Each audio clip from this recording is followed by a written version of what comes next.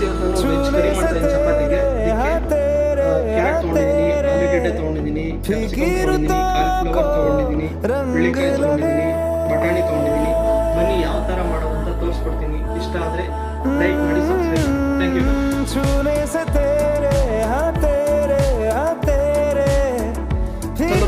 Tomato ಹಾಕ್ತಾ ಇದ್ದೀನಿ, ಪುದೀನ ಮತ್ತು ಕೊತ್ತಂಬರಿ ಸೊಪ್ಪು, ಈರುಳ್ಳಿ, ಶುಂಠಿ ಚೆನ್ನಾಗಿ ಪೇಸ್ಟ್ ಮಾಡ್ಕೊಂಡು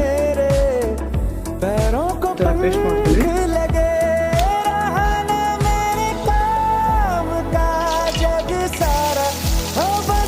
ಈರುಳ್ಳಿನ ಚೆನ್ನಾಗಿ ಫ್ರೈ ಮಾಡ್ಕೊಳ್ಳಿ. ರುಬ್ಬಿರೋ ಮಸಾಲೆ ಹಾಕೊತಾ ಇದ್ದೀನಿ. ಮಸಾಲಾಸ್ ಎಲ್ಲ ಹಾಕೊತಾ ಇದ್ದೀನಿ.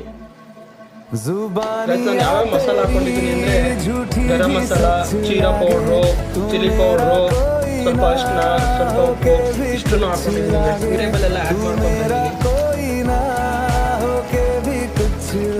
ತರಕಾರಿ ಎಲ್ಲ ಚೆನ್ನಾಗಿ ಫ್ರೈ ಮಾಡ್ಕೊಳ್ಳಿ ತರಕಾರಿನ. ಯಾಕೆಂದರೆ ನಾನು ಬಾಯ್ಲ್ ಮಾಡ್ಕೊಂಡಿಲ್ಲ, ಡೈರೆಕ್ಟ್ ಫ್ರೈ ಮಾಡ್ತಾ ಇದ್ದೀನಿ. ಸ್ವಲ್ಪ ತರಕಾರಿಗೂ ಸಾಲ್ಟ್ ಹಾಕಿ ನೀರು ಆ್ಯಡ್ ಮಾಡ್ತಾ ಇದ್ದೀನಿ. ಒಂದು 10 ನಿಮಿಷ ಚೆನ್ನಾಗಿ ಬೇಯಲಿ. ಸೊ ಮುಚ್ಚುತ್ತಾ ಇದ್ದೀನಿ ನೋಡಿ.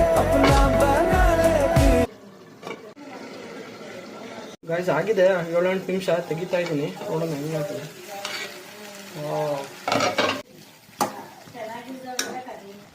ಗೈಸ್ ತರಕಾರಿ ಎಲ್ಲ ಚೆನ್ನಾಗಿ ಬಂದಿದೆ. ಈಗ ಚಪಾತಿ ಜೊತೆ ಹಾಕೊಂಡು ಬ್ಯಾಟಿಂಗ್ ಮಾಡೋದೇ. ನನ್ನ ಫೇವ್ರೆಟ್ ಕಾಲಿಫ್ಲವರು ಸೂಪರ್ ಬಂದಿದೆ ಗೈಸ್. ಮಸಾಲೆ ಎಲ್ಲ ತರಕಾರಿ ಸಖತ್ತಾಗಿ ಹಿಡಿದಿದೆ. ನೀವು ಮನೇಲಿ ಮಾಡ್ಕೊಂಡು ತಿನ್ನಿ. ಚೆನ್ನಾಗಿದ್ರೆ ವಿಡಿಯೋ ಶೇರ್ ಮಾಡಿ, ಸಬ್ಸ್ಕ್ರೈಬ್ ಮಾಡಿ. See you on next video guys.